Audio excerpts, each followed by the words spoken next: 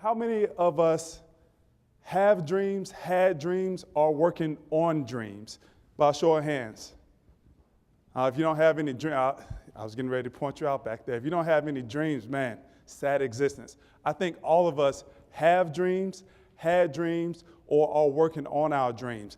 I would be in the park at 6, 7 years old, just dreaming about being people like Tony Dorsett, like Jerry Rice.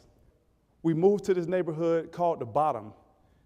And in The Bottom, this was a lower economic place in Lakeland, Florida. But when we moved in The Bottom, it served as an appropriate metaphor for where we were as a family. Because when we lived in The Bottom, we didn't have electricity. Think about Florida in the summertime when it's 95 degrees and 95% humidity. Yeah, it was hot. We didn't have a refrigerator. And for a time, we actually went homeless, going from home to home to home, aunt, uncle, grandma, wherever we can go, just to have a place to live. See, what I learned at that time about my father is that he was a hardcore drug addict. That's what I learned at that time when he would come and take whatever he wanted to out of the house. He was feeding his addiction. My oldest brother, he's a teenager at this time. So he decided, hey, I'm a teenager. I could do a little bit something about this. He took to the streets. So as a young kid, as a young boy, your two major influences in your life are usually your older brother and your dad. I got my older brother selling drugs and my dad on drugs. And I got home that day, and when I got home, I walked into the house, I went back in my mom's room, and I told her, because I had made up my mind. I said, hey, Mom, I'm going to be successful. I'm going to be successful. She's like, okay, yeah, I know. You know, like, get out of here, kid. And I said, no, really, I'm going to be successful. And I'm 13 at the time. I have no definition of success. I didn't see success. But I told her at that time, I'm going to be successful. And it's just amazing once you make up your mind, how everything starts to fall in place for you. I became a decent high school athlete, all-state, football and basketball. And what happens when that happens in Florida? The colleges come knocking. It's like, wow, I really get to fulfill a promise. Wake Forest offered me a scholarship. A couple dozen schools offered me a scholarship. Chose to go to Wake Forest. And when I went to Wake Forest, what I did is I carried all of these people, from my third grade teacher to some principals to just people that paid my tuition to play football.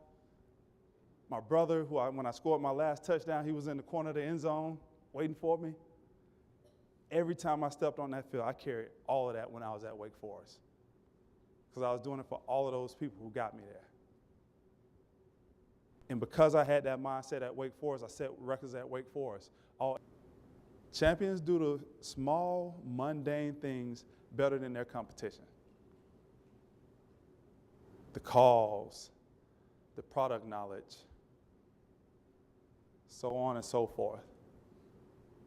All the practicing, working on the same steps day after day after day after day. It's like, all right, we're doing this again. Yes, we're doing it again. Don talked about repetition. It's all about repetition. Become a champion. Number 5, perfect practice leads to perfect performance. I know people, oh, there's no perfect. Well, if you get that $100,000 policy, oh, that's perfect. That's get up just to do it for the money. Great. If that's your purpose, that's your purpose. I feel like when we are in front of our clients, they should be able to see our purpose. They should be able to smell it. They should be able to, after you talk to them and give them your story, they should know what that purpose is. And there's 3 things that I really believe in. 3 things. And I love when they get confirmed with an email from one of my clients, or one of my prospects, or somebody who I'm trying to get referrals from, 3 things. First of all, I believe in faith, family, fitness, finances, and told him, if this boy don't go to college, you'll be sleeping on the couch. So it's people like Miss Wright that I wrote this purpose statement for. And my purpose statement, every day that I wake up, I'm living by it. With excellence being the standard, my purpose is to enhance the lives of others through any resource or through any expertise that I have available to me, with respect to my family, whom are primary, at every opportunity, transforming strangers and associates alike into extended family members. And I challenge anyone that I've ever come in contact with to say that they couldn't feel that.